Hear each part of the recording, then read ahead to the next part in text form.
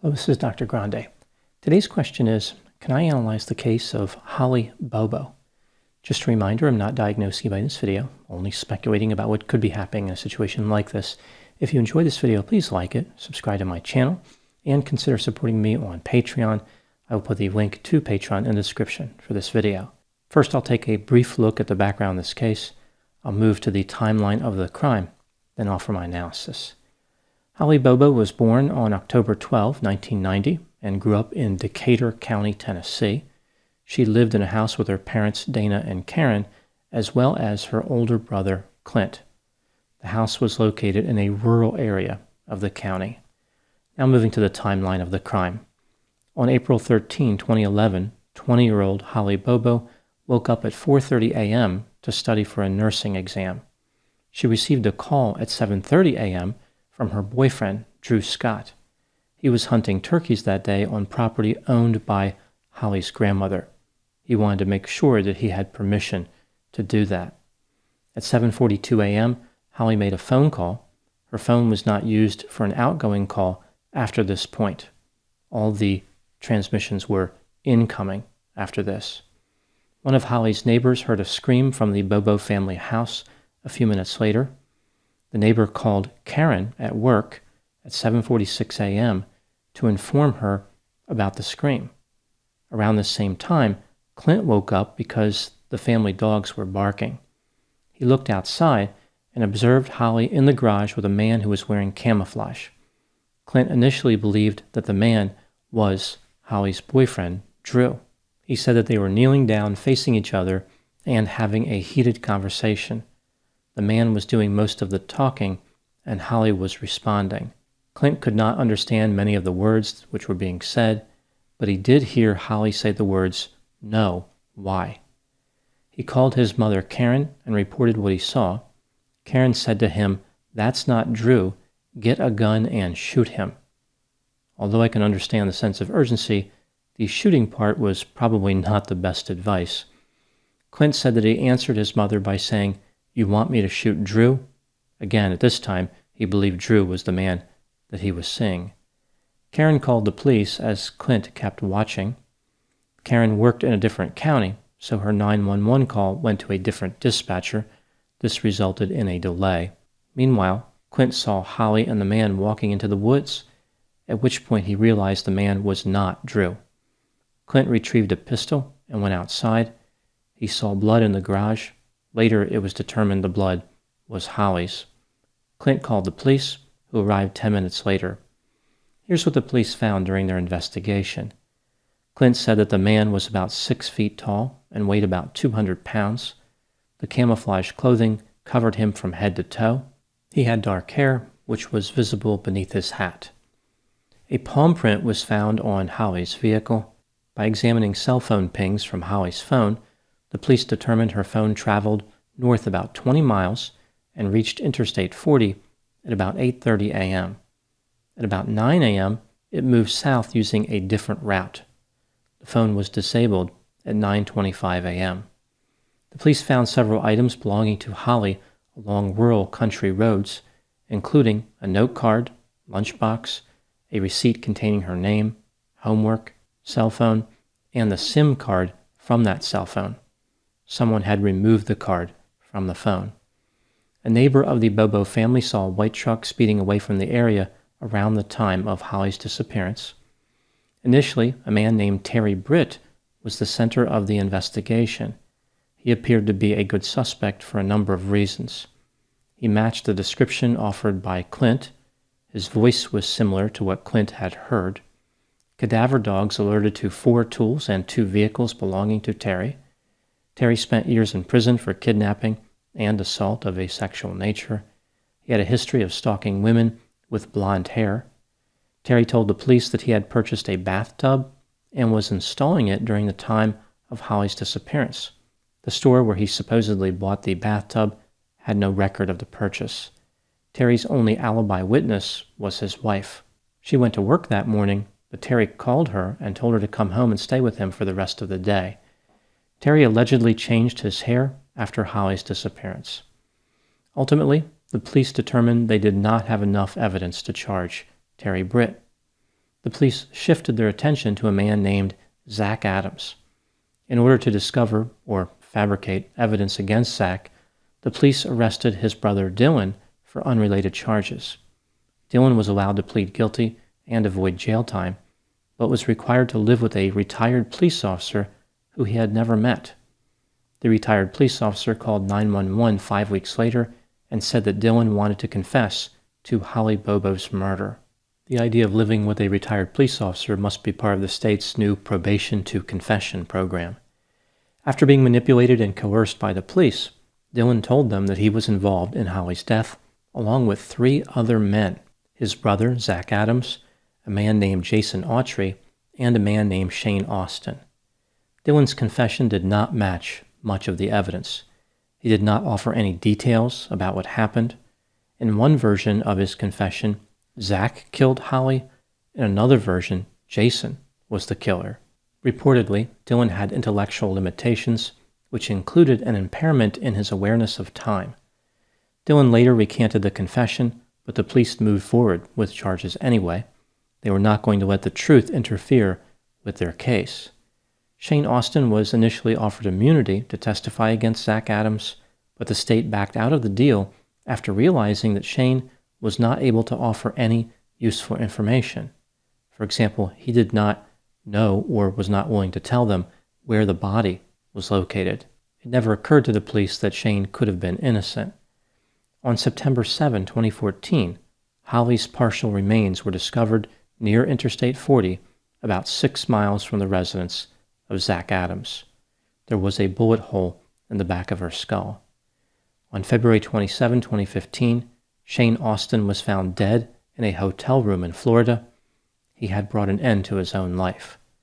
The state continued with their cases against the other 3 alleged conspirators. Eventually, Jason Autry agreed to testify against Zach Adams.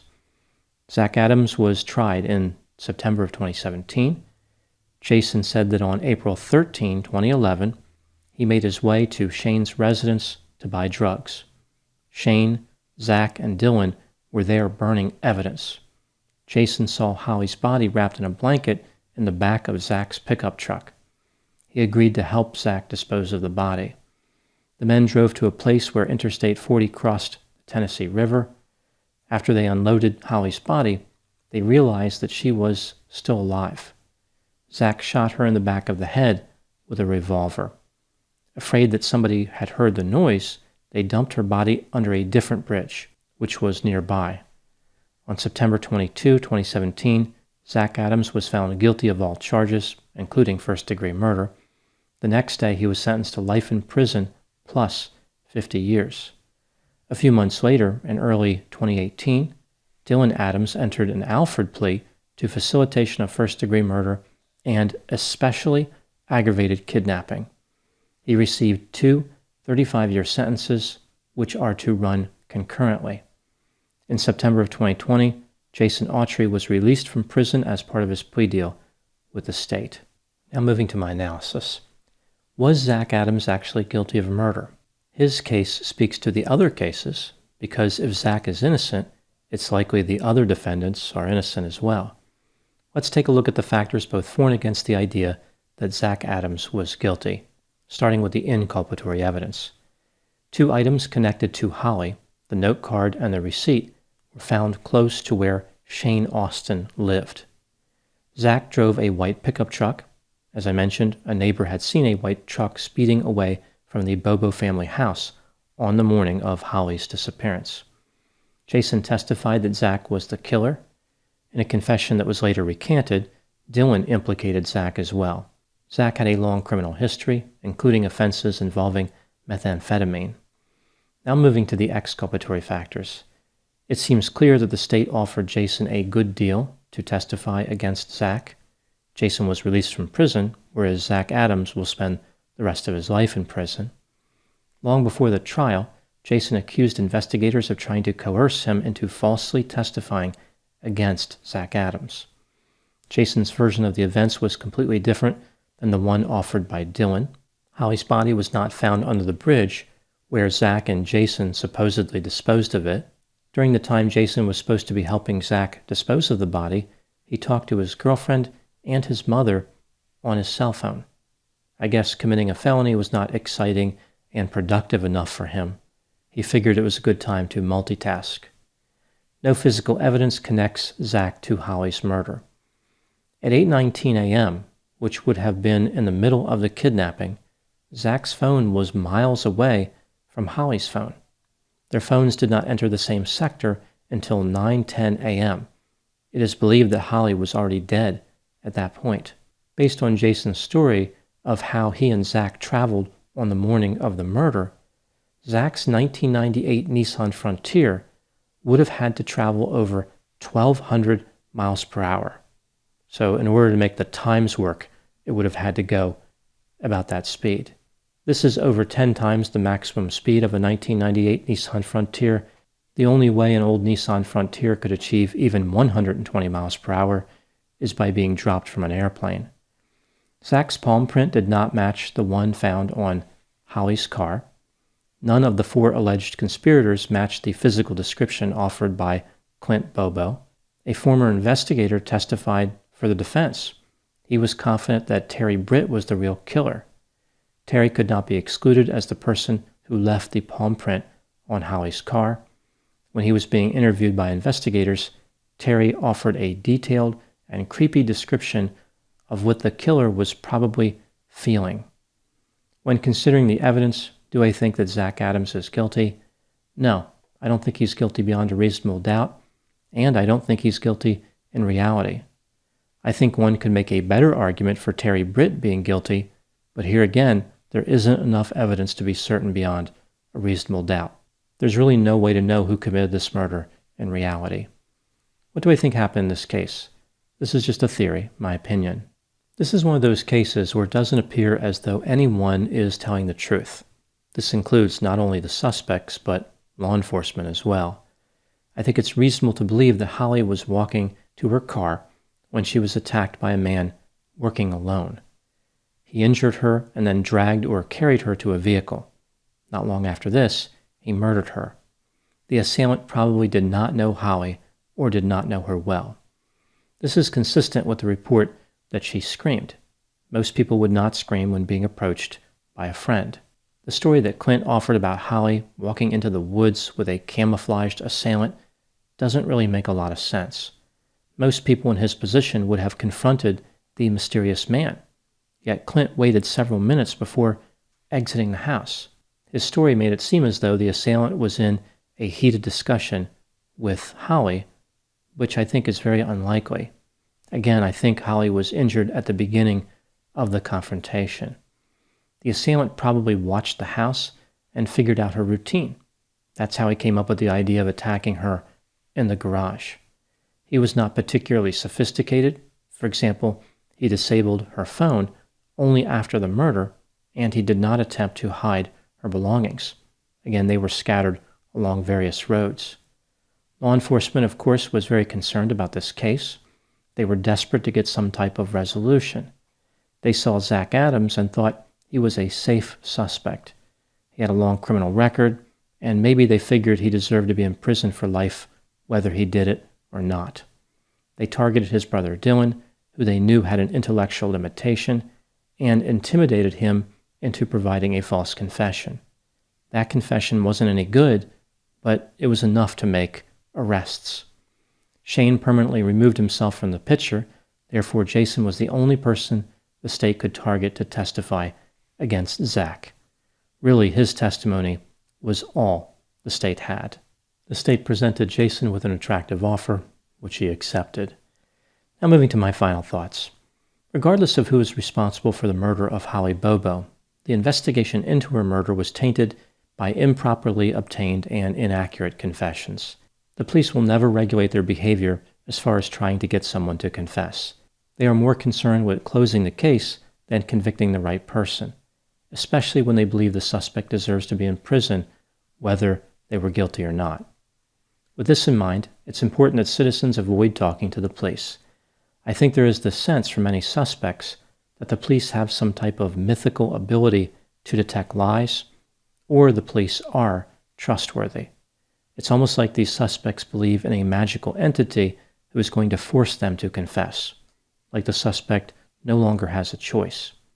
I refer to this magical entity as the confession bunny, as in, don't believe in the confession bunny. When I first came up with the idea of the confession bunny, I had this image in my mind of what he would look like. I was able to direct a graphic artist to bring that vision to life, and I am pleased with the results. I've put this image on merchandise, which I hope will warn of the dangers of false confessions. I'm not sure this warning will actually help anything, because the confession bunny possesses phenomenal and seemingly insurmountable powers of persuasion. Those are my thoughts in the case of Holly Bobo. Please put any opinions and thoughts in the comment section. They always generate an interesting dialogue. As always, I hope you found my analysis of this topic to be as intriguing as a human-sized bunny that intimidates suspects into providing false confessions. Thanks for watching.